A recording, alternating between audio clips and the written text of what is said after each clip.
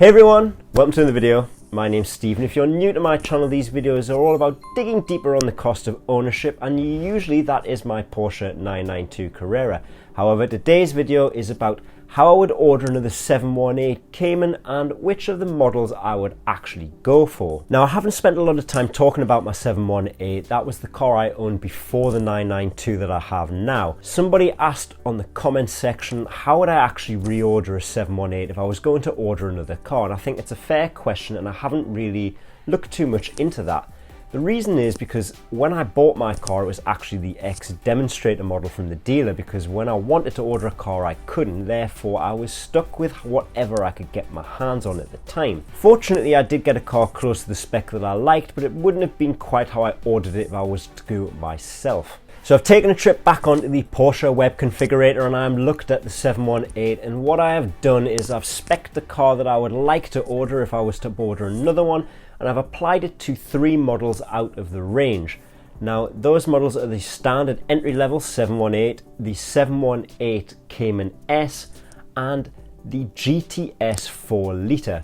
Picked on those 3 versions because they would be the choices that I would go with. I know there is now a T, and I know we also have the Boxster as part of the 718 range, but I'm not a convertible person, and the T is a little bit more of a specific car with just certain choices that you can go with, and I can't apply the things that I want to on that car, so I have left that one out as part of my comparisons. So if we take a look at the 3 cars side by side on the Porsche website comparison, you can see that we have all 3 cars selected in PDK. I have selected PDK because my 718 and my 992 are both PDK.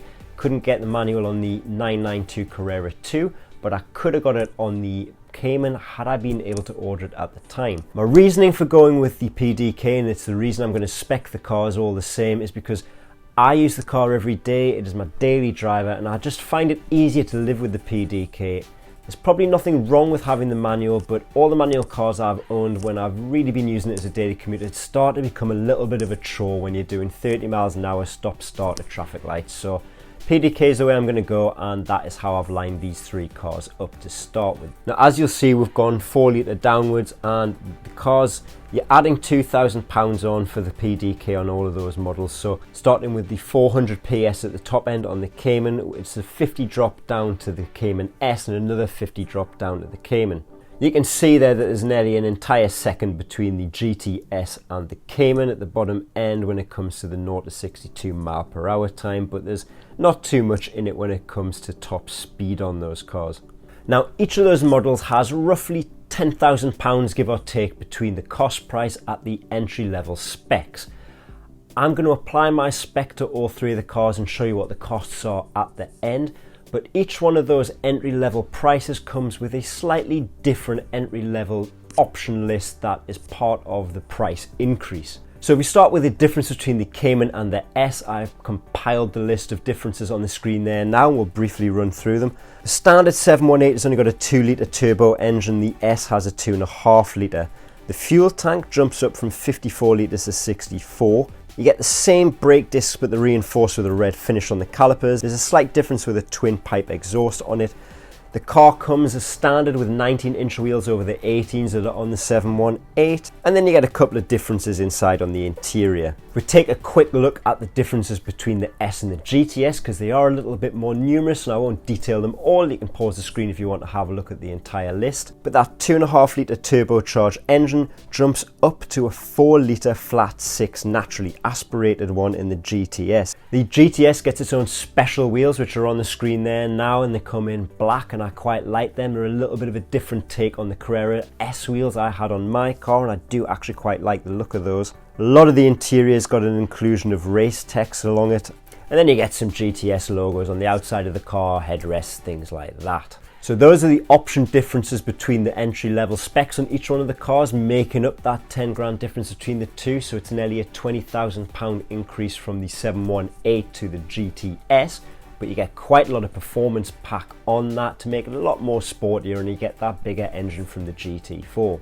The slight downside on the 718 is that although it's got a slightly updated look when they changed the car a little bit when they moved from the last Cayman to this 718, The outside of the car looks like it's in keeping with the rest of the Porsche range at the moment, but the interior still has very much a similarity to the 991 that has gone out, and the dash, the PCM, the rev displays, everything like that are all slightly older compared to the rest of the range, and it's not the same as the 992 that I have now.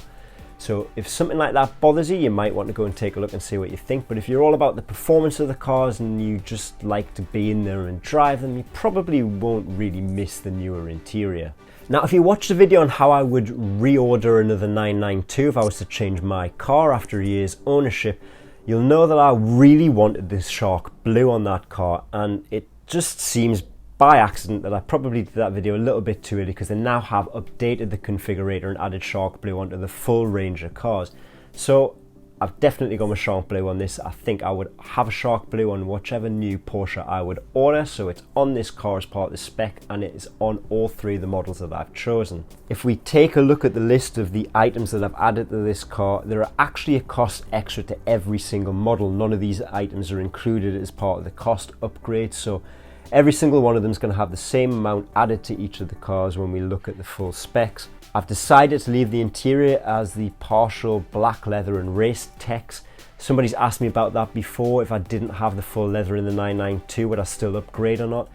No. I think the question is, what would you want instead? Now, if you like to add all of these things to the cars, I don't think there's any problem with that. Go for it. It's all about personal choice and taste.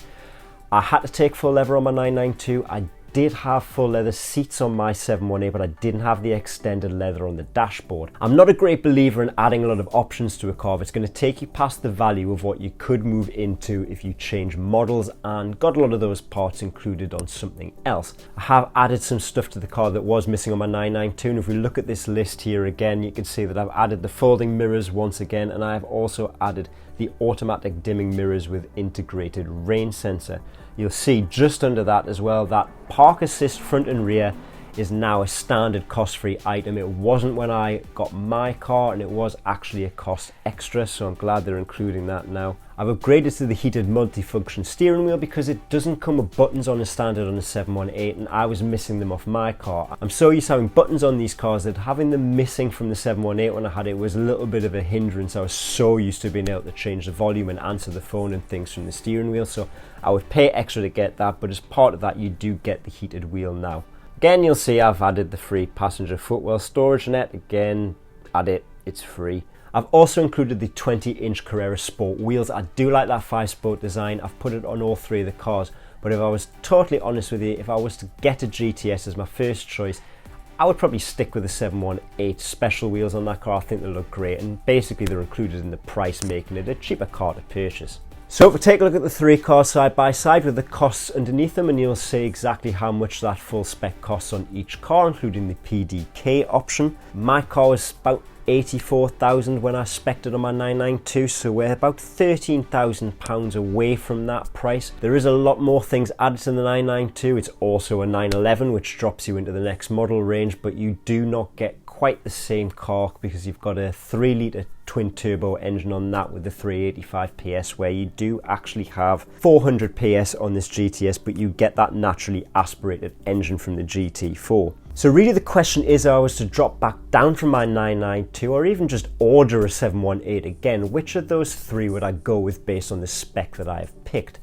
Well, 718, it was great as an entry level to see what it was like to get into the range, to decide whether I liked the cars or not, and I would possibly advise everybody else who's looking that way to just do that as well and see how you feel about it, because it costs a lot more to get into one of the other cars. However, if I was dropping down from my 992, I would go to at least the S. I have experienced the more powerful Porsche model now, and I do believe I would want to drop down to at least the S out of those cars as a daily driver.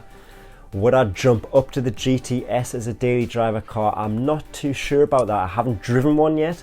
I do think with it having the PASM and also being a little bit more sports orientated as a car, that I might find it a little bit too harsh a ride to drive every day for work. If I was to buy one, the likelihood is it would probably be a second car to something else, and I would use this maybe as the weekend or in the summers, I would think. But if I was going to do that, I would probably drop back to the manual instead of the PDK, because then it becomes a fun second car rather than an everyday daily driver. If you've enjoyed the video, please hit that like button. If you want to see more content in the future, hit subscribe, and I will see you in another video. Thank you very much. Bye.